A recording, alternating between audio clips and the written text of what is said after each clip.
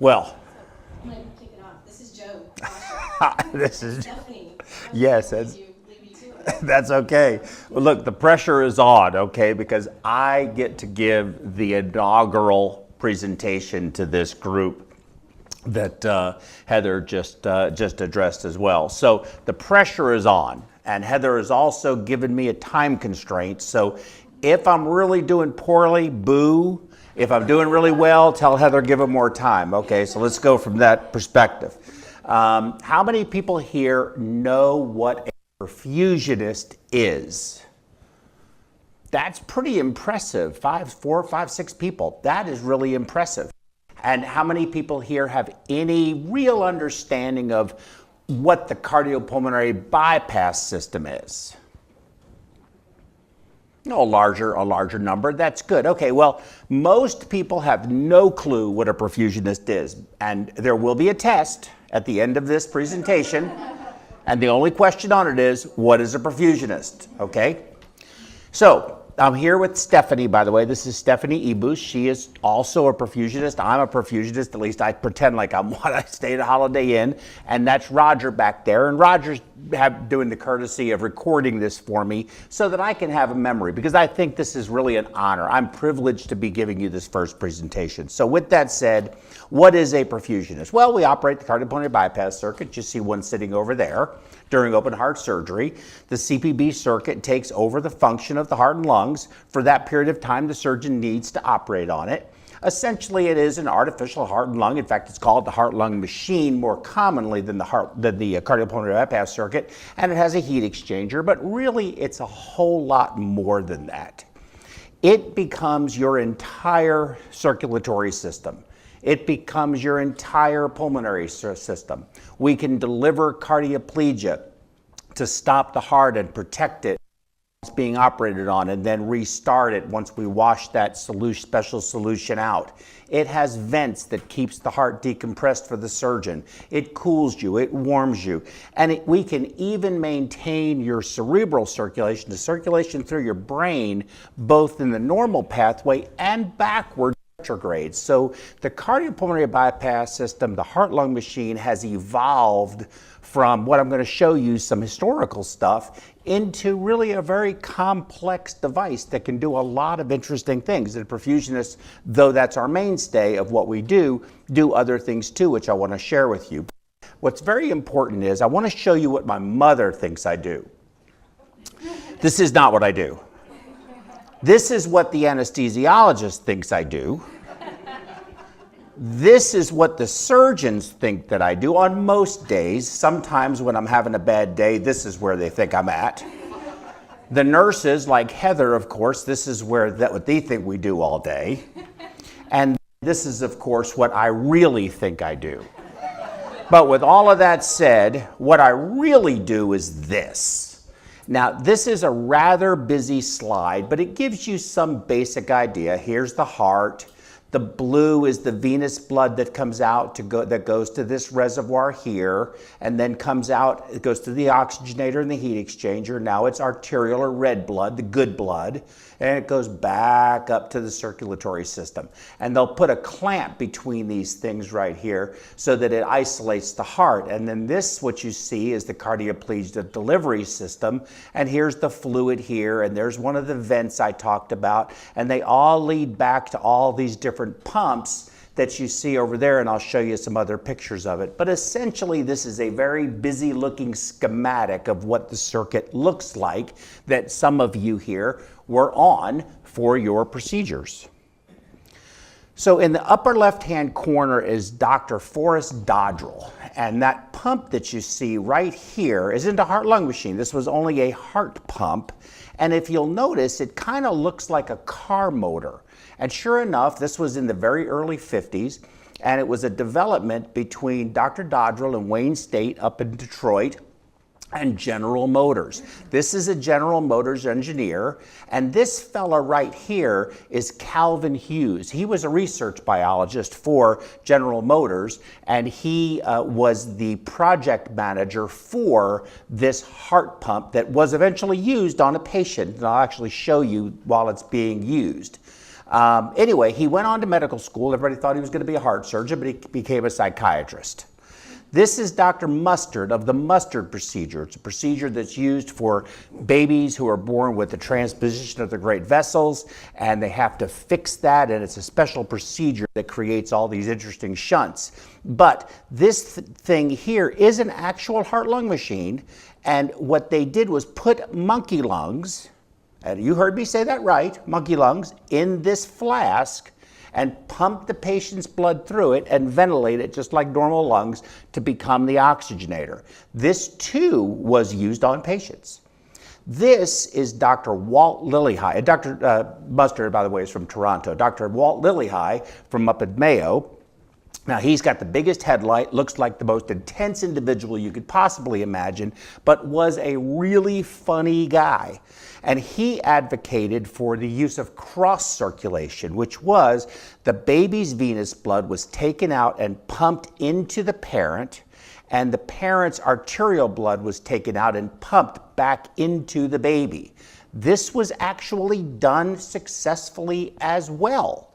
So this was early time, and Dr. Lillihei is considered the father of open heart surgery. So this is a very short video. This will show the Dodrel pump actually in use. You can see the blood and the pressure gauges, and you can kind of see it looks like a V6 motor, or I guess it'd be a straight 6.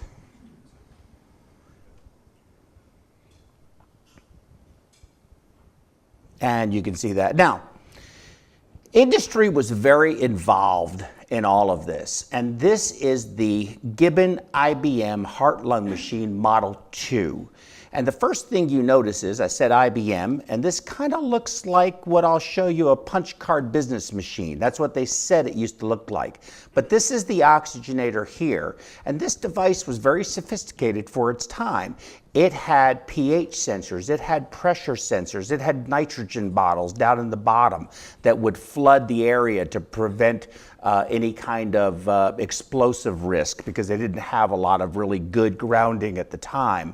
The oxygenator here would dip up and down into a well of the patient's blood, and the oxygen would flow over the screen when it came up. So it was a small film, and gas transfer would occur that way, and they would oxygenate this well of blood that was going back and forth to the patient.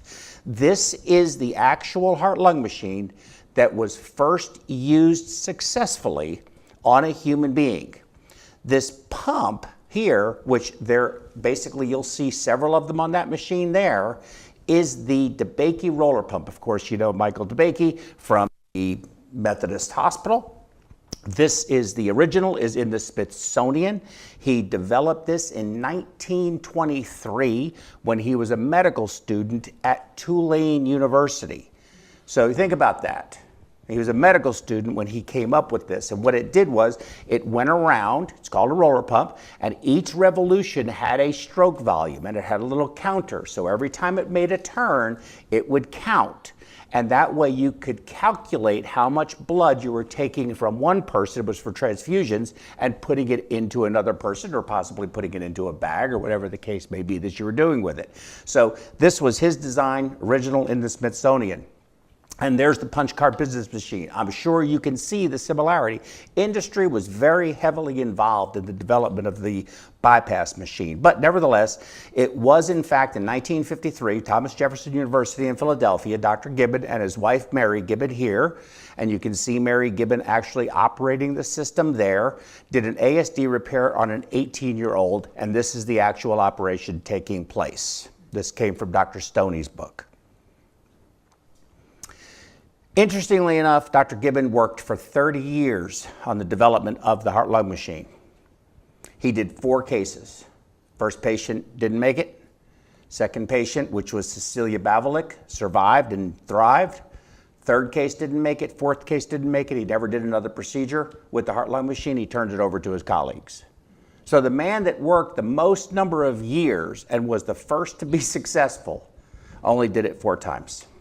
But they needed someone to run this contraption. This is what they used to look like, and this during the time was considered quite advanced. This is the actual heart-lung machine and oxygenator that I trained with. That's how much things have changed in just my short lifetime. I know y'all thought I was very young when I walked in here, right?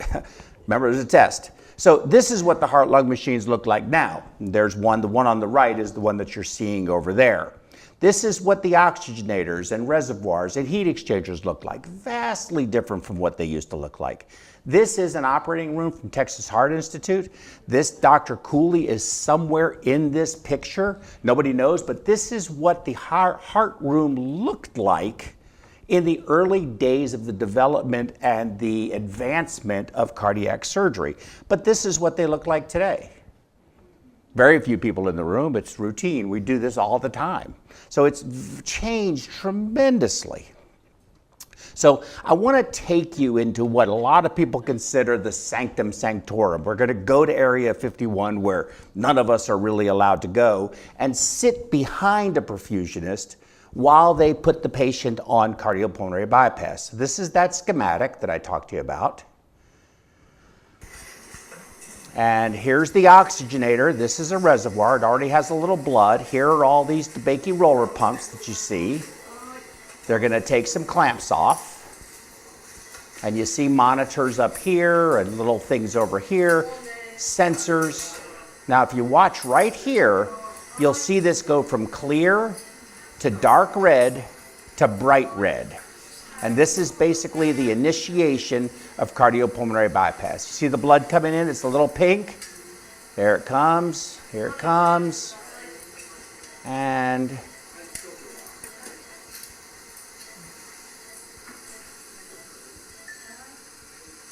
now they've got all these different pumps starting to run. And before long, they'll all start doing something. But this is basically how it looks. And over here, the surgeon is here, the assistant is here, the patient's head is over here. And that's how they have it configured. You'll notice ours is reversed. That's not just because they're foreign and we're American. Sometimes in America, they have them over on the right side. It just depends on the orientation of your operating room. You have to choose a direction, and that's why you might notice that. But we do these things too. Okay, this is a miniaturized version of the heart-lung machine attached to a bed to transport this patient who has to be on mechanical circulatory support via ambulance. So we would be managing this section that you see right here. We also take care of children, and here is another miniaturized version of the heart-lung machine. You can see it in the ICU, and here is a baby here with the lines hooked up. Diaphragmatic hernia is a big problem. A lot of patients have that, children have that, and that's a big problem, as well as, of course, other congenital anomalies where they need mechanical circulatory support to live until we can do the operation. This is a CRRT machine. We are involved with this, which is a continuous type of dialysis, a little different than your intermittent dialysis you see, you hear about for chronic renal failure. It's more for acute. We can do liver dialysis. That's what this machine is here. We do the angiovac procedure, which is where we suck clot out of your vasculature. So there's a vast array of things that fall under the overall umbrella of what a perfusionist manages. However, we're best known for the heart-lung machine. Now, does anybody know who this young man is? If anybody says me when I was younger, you will get a prize. Okay, I'm going to leave you with this short video.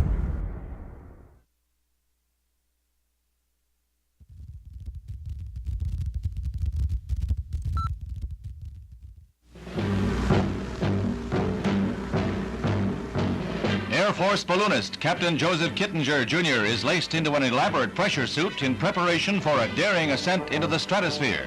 Kittinger, who weighs 150 pounds, packs 155 pounds of suit and equipment. The scientific goals of Kittinger's ascent are to test a new 6-foot stabilizer parachute designed to keep an ultra-high altitude jumper from spinning and blacking out before he can open the main chute. The balloon reaches a height of 19.5 miles.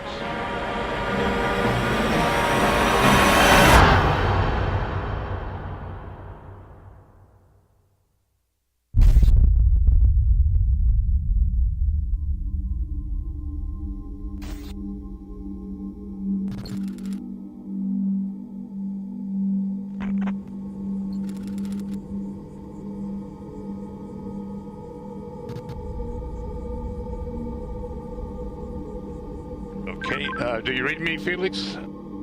Activate suit and chest pack cameras.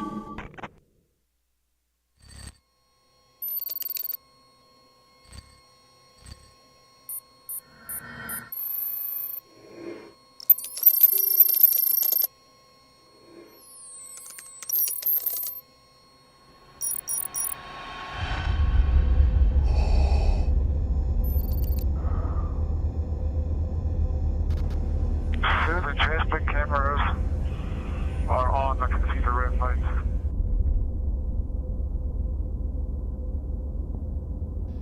Felix, disconnect the oxygen hose. Roger.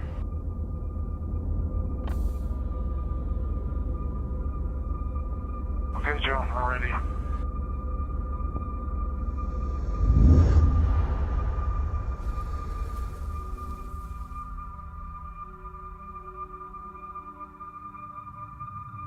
There it is. There's the world out there.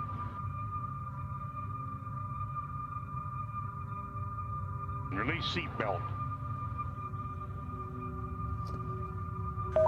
Attaboy. All right, stand up on the exterior step. Keep your head down, and our guardian angel will take care of you. I'm doing it now.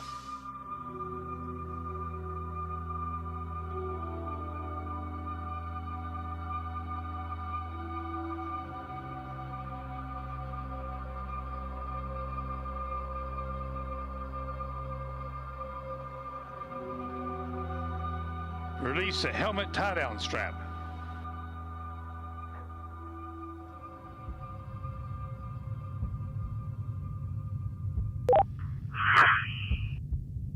Release the tree. What I can see. Sometimes you have to get up really high. The smaller you are. I'm going home now.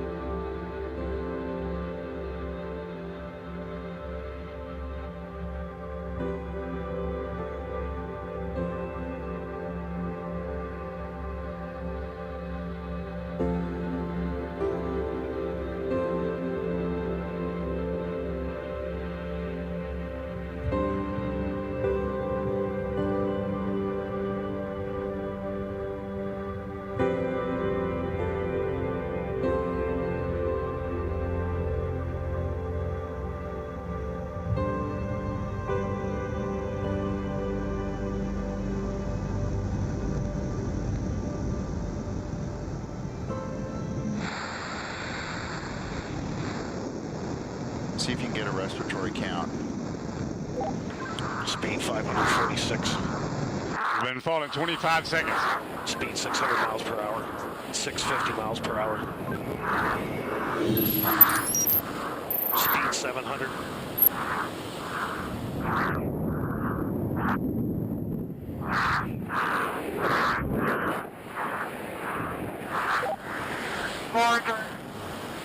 Felix, you calling me? Can anybody understand you? 1 minute. 1 minute free fall. I have been following speed for a long time. Sounds like I had to pass out.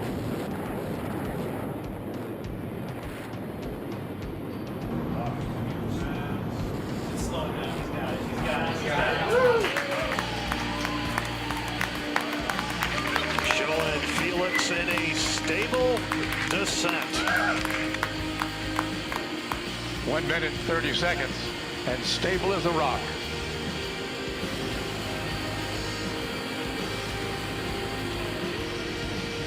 Minute into free fall. Corner.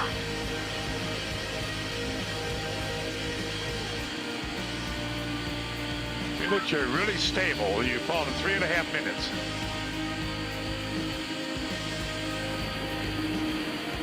Four minutes free fall. I'm pulling my parachute.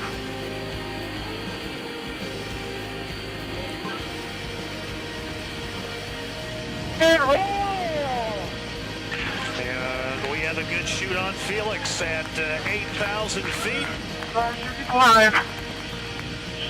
That was really tough. Felix, we're so proud of you. You did absolutely fabulous. Absolutely fabulous. I couldn't have done any better myself. Heel net go.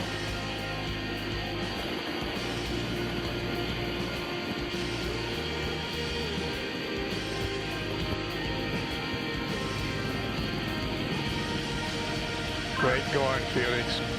Great going, buddy.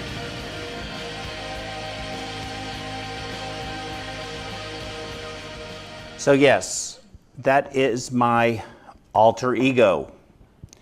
But what was the point of that whole movie? It was gripping, wasn't it? Did you say that dude was either very crazy or really brave? What we do, what the surgeons do, what the nurses do, what the anesthesiologists do, all the physicians that take care of you, it's a privilege because we understand that when you put your faith in us to take care of you, it's y'all that are the brave ones. So thank you very much. If you have any questions, I'm here to answer them.